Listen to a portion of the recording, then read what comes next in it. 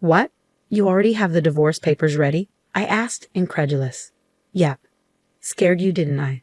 Lance replied smugly. I'm always ready for this, so you better think twice about what you just said. With that, my husband Lance stood up and went into his room. My name is Alice, a 28-year-old office worker. I married Lance a year ago after meeting him on a blind date. He pursued me, and after dating for a year and a half, we tied the knot. In hindsight, I might have rushed into marriage, driven by a vague desire to be married and have children before turning 30, so I accepted his proposal. However, I soon realized I should have been more cautious. The first shock came when Lance announced he was changing jobs right after we got married. I'm changing jobs, he said out of the blue. Why so suddenly? I asked. Because I can't show my full potential there, he replied. I thought, what the heck?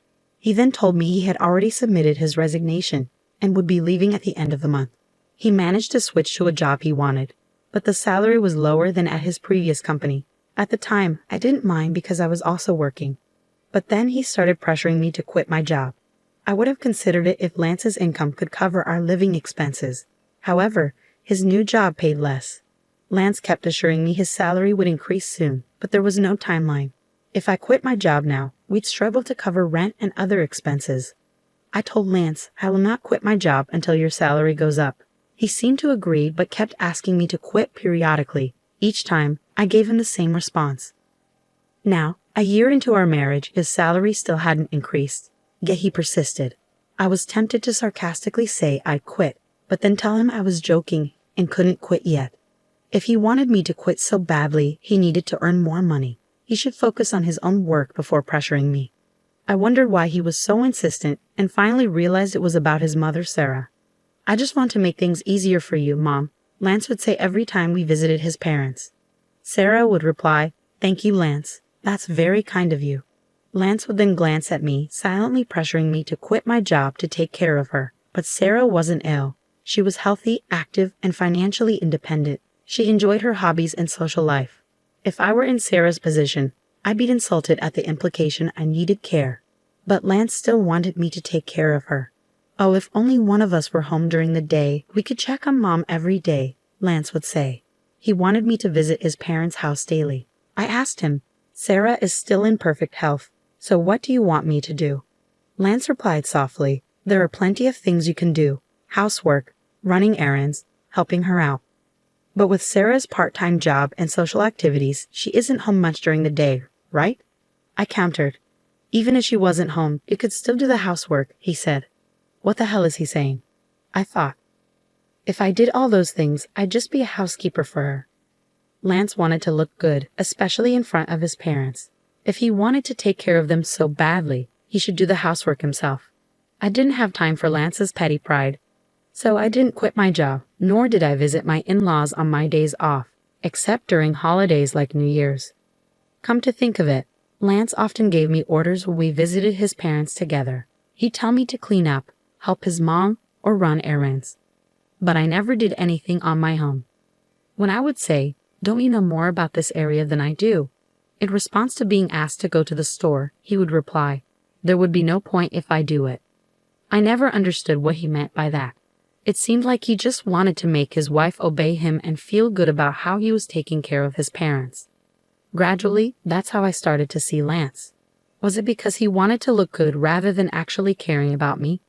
One day, I boldly asked him, Why don't you try to help or quit your job to take care of your own mother? He looked extremely uncomfortable and disgusted. That's not something I'm supposed to do, he said.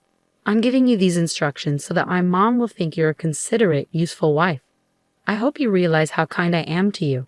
So, in other words, he wanted to push all the troublesome stuff onto me and show off as if he did something amazing. But I am not his servant or slave, and I don't deserve to be belittled in front of my in-laws. If Lance continued to make unreasonable demands, I wouldn't stay silent.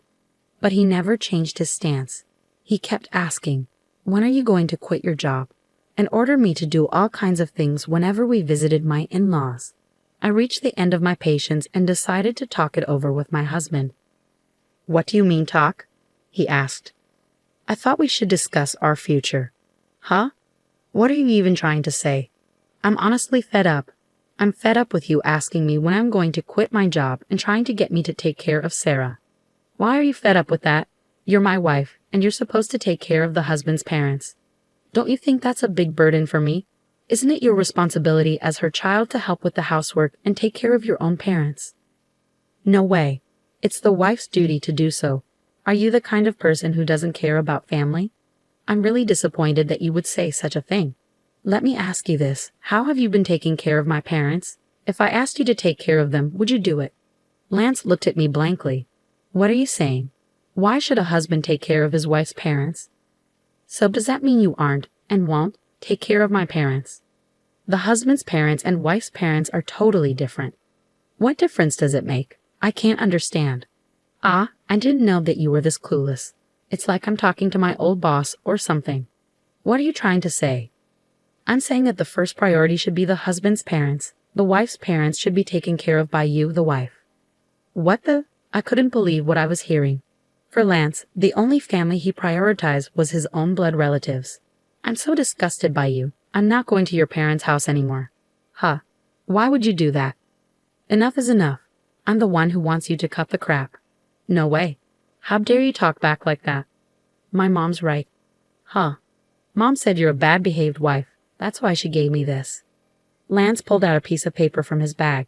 It was divorce papers. What? You already had the divorce papers ready?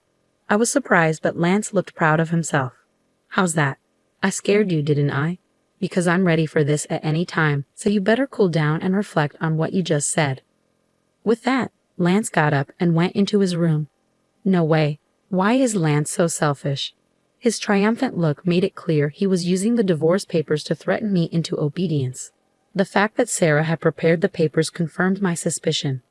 Lance is a mama's boy, doing whatever Sarah says and trying to boss me around. I won't let him get away with this. Our marriage was already over. His lack of common sense made me even more irritated. Lance had already filled out the divorce papers and handed them to me. The witness column was signed by Sarah and his friends, so I could sign and file the divorce papers anytime I wanted. The next day, after Lance left for work, I filled out the divorce papers and submitted them to the city office. I'd also filed a notice of non-acceptance of the marriage certificate. I called my parents and explained the situation, knowing Lance might try to refile the marriage certificate if he heard about the divorce. My parents were surprised I had already filed for divorce, but were outraged by Lance's behavior. They offered to help me move my things anytime. I took a paid leave and had my parents come over to move all my stuff while Lance was at work. I decided to stay at my parents' house for a while. For the first time in a long time, I felt comfortable. Lance never did any housework. I was the one cooking, cleaning, and doing laundry, and he wanted me to take care of his parents too. It was impossible. That night, Lance called. Hello? Hey, where are you right now? I'm at my parents' house. Huh? Why the hell would you go back to your parents' house without my permission? And there's none of your stuff here. Don't tell me that you're staying the night over there. I almost laughed out loud. He really thought I was just staying over when I had taken most of my belongings with me. I moved out of the house. I'm not going back. Huh? What the hell are you talking about? Come back here and make me some food. Please prepare it on your own, I said, and hung up. I couldn't even talk to him about filing for divorce if he was going to be like this. So I decided to wait for him to come here and blocked his number. A week later, Lance finally got impatient and came to my parents' house with his parents. All three of them had grim looks. I led them into the living room, facing each other 3 versus 3. How could you be like this? I can't believe you would be gone for such a long time without my permission. Well, that's because you tried to use me as if I was your housekeeper, right? All I asked you to do was to take care of my family. My in-laws looked grim as ever. Sarah was glaring at me. Don't you dare say things like that. You always twist the truth to suit your narrative. You just force me to take care of things you don't want to do, don't you? I've told you many times that's not what I mean. What kind of wife are you when Lance is doing so much for you? Seeing Sarah speak ill of me, my father was trembling. I knew he would lose his temper if I didn't intervene. Before he could lose his temper, I repeated what Lance had said to me. Lance told me to stop working and help Sarah, saying it was my duty as his wife. But when it comes to my family, he pushed me to take care of them on my own. In the end, Lance just wants me to obey him, take care of his parents, and take credit for it. He's been saying things like how his parents are more important or that they are a priority over mine. Has Lance ever said such things in front of you? I asked Sarah. Sarah was still glaring at me, but my father-in-law, Robert, looked at Lance with a clueless expression. Apparently, Robert had not heard this story. Time to spill the tea. What I couldn't believe was that Lance brought up the divorce papers and told me it was Sarah's idea. What? Did you suggest that to Lance? Robert questioned Sarah. Well, that's because Alice has an attitude, you know. Lance, did you also say that Alice's parents aren't a priority? Oh, well, that's because it's only normal for your own parents to be more important. Don't be ridiculous. I supported you because I thought you were being mistreated, but from what I see, you're the one at fault. Don't be a coward and try to use your parents' authority to get what you want.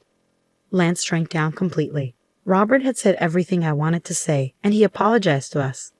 To Alice and her parents, I am truly sorry for the trouble my stupid son has caused. I will strictly lecture him, so. Robert, you're not at fault at all, so please look up. And thank you for your kind words. But I still have one more thing to say. Lance asked, What do you mean? The divorce papers you gave me, I already filed them. We're not married anymore. What?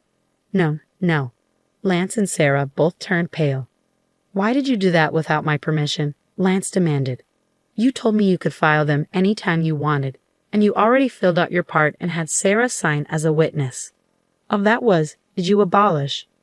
For what? No. Lance glanced at Robert, who was fuming. You said you used them to threaten me. I added on Lance's behalf. How can you be so stupid? Robert struck Lance on the cheek. Sarah was shaken. I sincerely apologize that you had to see that. You were right to divorce this idiot. I'm truly sorry for how Lance destroyed your marriage. Saying that, Robert grabbed Lance by the neck and said, You both better apologize too, and made Lance and Sarah apologize as well. Then he left the house with them. I have to thank Robert later. He definitely saved my parents from losing their temper. Robert made sure that all of Lance's property went to me in exchange for no alimony. Since Lance couldn't go against Robert, I was entitled to all our savings and assets from our marriage. I had a higher income than him and ran the household, so it was fair. But I can only thank Robert for making sure the entire amount, which would have been split unfairly, went to me. I heard that Robert was so disgusted with Sarah that he divorced her. Recently, I met a colleague from Lance's old workplace. He told me Lance wasn't good at his job and was scolded by his boss constantly. Lance had resigned to spite his boss and changed jobs. I had never heard this story before, and I was fed up with Lance. Lance had blamed everyone for his own lack of ability. That's why he didn't earn much at his new job, so I'm glad I left him. I rented a single-room apartment and lived comfortably on my own. Work is going well, and I just got a raise. Since I don't want to be in a relationship for a while, I will focus on my job. Lance couldn't do his job because he cared too much about appearances. He maintained his dignity at home but nowhere else. He should have focused on improving his skills instead. Still, many husbands think divorce papers can be used as a threat. They think they are all that, but they're mistaken. I hope these people get divorced and move on to a life of loneliness. I'm glad Alice broke off their relationship. I hope she meets someone wonderful in the future. Thank you for watching until the end. Please subscribe to our channel. See you in our next video.